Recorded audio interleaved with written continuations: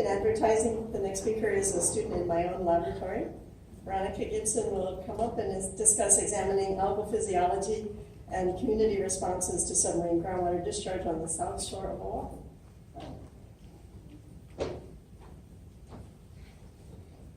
Aloha, Aminala Kako. Thank you for joining me. Thank you, Ron, for taking us to Fiji. But now we will return to Wailupe on the south shore of Oahu. So if you've been here, you've heard a little bit about this already. Okay, today I'm going to remind you, if you've been here earlier, what submarine groundwater discharge is, what life at a submarine groundwater discharge seep is like, how I measured integrated response to submarine groundwater discharge by macroalgae using the Shartakov method, and I'll run you through some preliminary results from benthic characterizations and tissue solute potential regulation measurements. So what does submarine groundwater discharge look like? These are some photos from the south shore of Oahu. The top two are from Wailupe.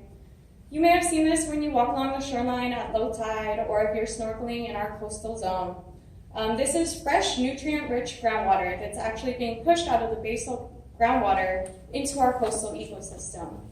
These seeps, as you can see, are pretty prominent along the Wailupe shoreline. So while there are some large prominent seeps, there's also many small seeps along that shoreline. And they even extend out into the coastal zone. This is a boil of water that's actually coming up with force into that coastal ecosystem. So why does this happen? Well, in Hawaii, we have this fresh groundwater lens, and we have head pressure pressing down onto that fresh groundwater. At the coastal ecosystem, where we have permeable cap rock, that groundwater can be pushed out with force into that coastal ecosystem. Now, not only does this fresh groundwater contribute nutrients and fresh water to this coastal ecosystem, but it also varies with the tidal cycle. So it creates this pulsing conditions of changes between fresh and saline conditions at the shoreline. So this is a study by Demova that was done at Wailupe. You can see at Site A in her study is centered on the groundwater seep. So this actually shows the percent change in salinity over a 12-hour period. And Site A actually experiences 100% change from saline to freshwater conditions. Then you can see the percent change in salinity decreases with distance from the seep. So what does this mean for our macroalgae that are benthic in this community? Well, we might have some species that are particularly adapted to live at Site A, to have 100% change in salinity, and to somehow tolerate that change from fresh to saline conditions. But I want to remind you that we have 600 native species of macroalgae on our coastlines. That's 600 species that exist across 3 different phyla. And we would expect that this submarine groundwater discharge condition, which is naturally occurring in Hawaii, would have selected for these plants to vary in their tolerance of this condition, perhaps partitioning this niche so that some species live at the seep, some live in an intermediate distance from it, and some might be adapted to open ocean conditions. These are the types of challenges that these plants face. So in the center, you see the normal conditions that we expect these plants to experience. In open ocean conditions, in normal salinities, the plants are isoosmotic to the bathing medium. The solute within the cells is the same concentration as the surrounding seawater. However, during low tide, when we have that maximum submarine groundwater discharge flow, the reason for this is there's less pressure on the groundwater, so it can flow more freely. During the high tide, it suppresses that groundwater flow. So in the left image, you see that fresh water is suddenly surrounding that plant cell. The plant cell has more concentrated solutes within its cells, and osmosis acts to drive water into that cell. Now, if this plant wasn't adapted to these conditions, we would expect that cell to experience lysis or to burst. So these are actually the conditions that my plants are experiencing at Wailupe today. This is our tidal cycle. Currently, it's a low tide, so that fresh water is pouring out of that seep. The plants are surrounded by fresh water, and we would expect osmosis to be driving that water across the cell membrane. By this evening, we'll have a very high tide, saline conditions will return, and we'll have no net flow of water across that cell membrane. You may notice here that I show Gracilaria salicornia, not a native species. So besides having all those native species that may have adapted to these different submarine groundwater discharge conditions on our coastline, we as humans have also acted to alter this system by adding at least 7 or 8 or more invasive species to our shorelines. We also added pumping, added water to the watershed. We've changed those submarine groundwater discharge flow regimes, and as was stated earlier, pollutants can enter that groundwater. So where sewage or fertilizer pollutants enter that groundwater, they can be delivered by the submarine groundwater discharge to the coastal ecosystem, acting as fertilizer for these plants to grow from. So how am I measuring how these plants are responding to these conditions? Well, let me remind you that today I'm only going to talk to you about Gracilaria salicornia. These are my preliminary results for one species. But in order to understand how this is really playing into the community structure on these reefs, we really need to compare to the native Gracilaria coronalpifolia, or Lima Mānoa. It's a close relative of Gracilaria salicornia. Another invasive at my site, Acanthophora spicifera, and these other two natives that are closely related to Acanthophora.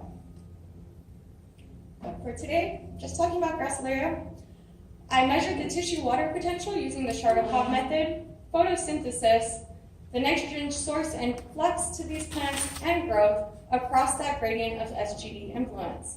Alongside these physiology measurements, I also measured the salinity and temperature of the surrounding seawater or groundwater or mixture, and the pH and the water delta 15 and total dissolved nitrogen. So the real star of this show today is the tissue water potential method that I use, the Charter-Cobb method. The way I'm able to measure the solute potential within these cells is actually incubate them in a range of known concentrations of sorbitol. What I'm really looking for here is the case where the plant is isoosmotic to the bathing medium. So in that case, the bathing medium wouldn't experience any changes. So in this case, you can see on the bottom, I found a match with 0.65. So what I do is I incubate those solutions, allow them to come to equilibrium, I dye them, and then I insert a dot into a range of the same solutions that were not incubated. So all the solutions on the left side experienced the case where the plant cell was more concentrated than the surrounding solution, water traveled into the plant, therefore the bathing medium is heavier, it sinks. The situation on the right is the plants were less concentrated, water flowed out of the plant cells, and the water became lighter, therefore it floats. But the ideal situation that we're looking for is the one where it matches. Okay, alongside these measurements, so these are the same sites that I used for measurements. This is the same seep we've been seeing in other talks. Site A is centered on the submarine groundwater discharge seep, which is the yellow star. Site B is in that intermediate zone of influence, and Site C is offshore where we experience no submarine groundwater discharge flow. These photos on the left show what I typically see at these sites. So A is very muddy. We actually have low macroalgae cover here, but what algae cover we do see is Gracilaria salicornia. Site B is where we see this prolific Gracilaria salicornia where many of my photoquadrats are 100% cover, interspaced with some sand, and then offshore we see diverse macroalgae coming in. We even see some corals and coralline rubble. So I'll take you through some of my results. These are some results from the benthic characterization. Just count data so far, so this is early results. But you are able to see, let's start with this right figure. This just shows with the abiotic cover that we have only 8% macroalgal cover at the seep, a maximum of 29% at Site B, and it drops back off to 14% at Site C. So keep in mind that we actually have more macroalgae at Site C, or at Site B, not at Site A. This suggests that the plants do feel some stress to be in that situation where the submarine groundwater discharge is. Now on the left, we break it down and take out the abiotic cover, and we're able to see the Gracilaria salicornia. Oh, I'm sorry, these colors are not too bright.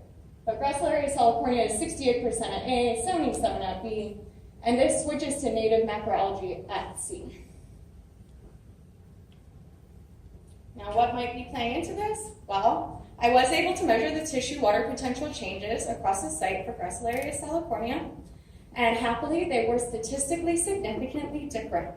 So we see that the tissue water potential declines from Site A to C.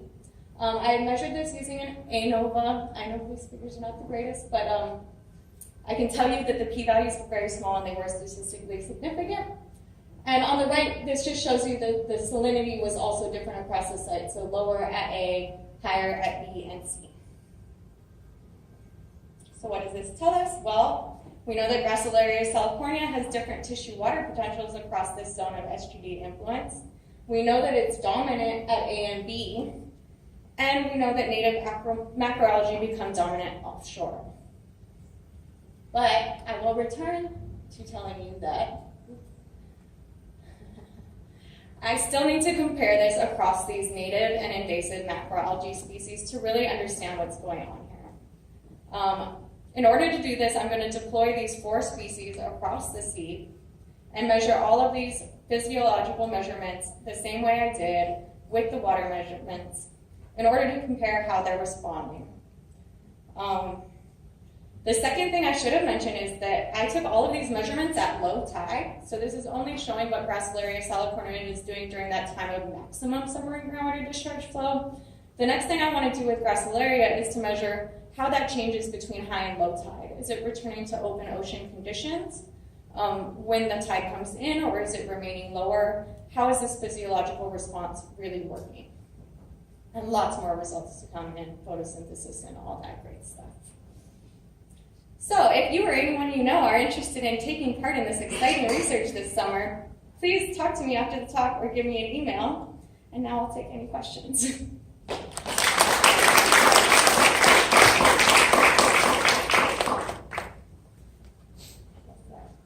So yeah, great job.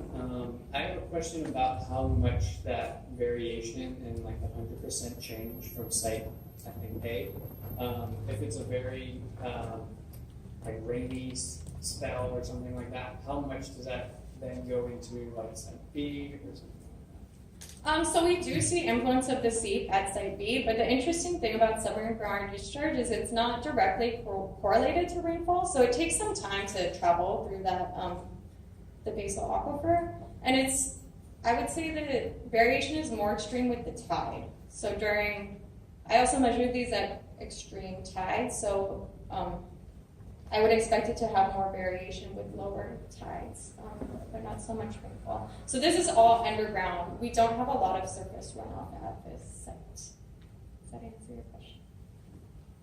Yes, thanks, Monica. So I'm curious, what is the longevity of an area diffuse split? For example, do they move over decades or geological times, and could that shape where you find populations of sort of algal species that are tolerant to submarine groundwater discharge? So I haven't learned that well. I understand.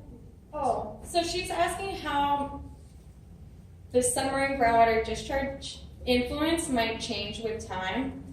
This is a fairly new geologic feature that we've discovered and studied here in Hawaii. It's like a really active zone of research. But I would say that it's probably dynamic. Depending on how much sand you have overlying or things like that, how much, you do need recharge in the upland aquifer. So as far as on a natural scale, I would say that these zones would change slowly over time. It's still made out of rock at the bottom, so it would take some time, I would expect.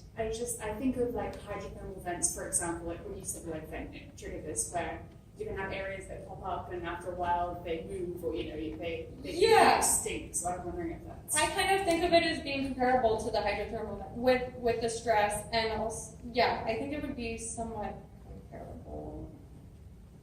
I'm not the geologist in this project.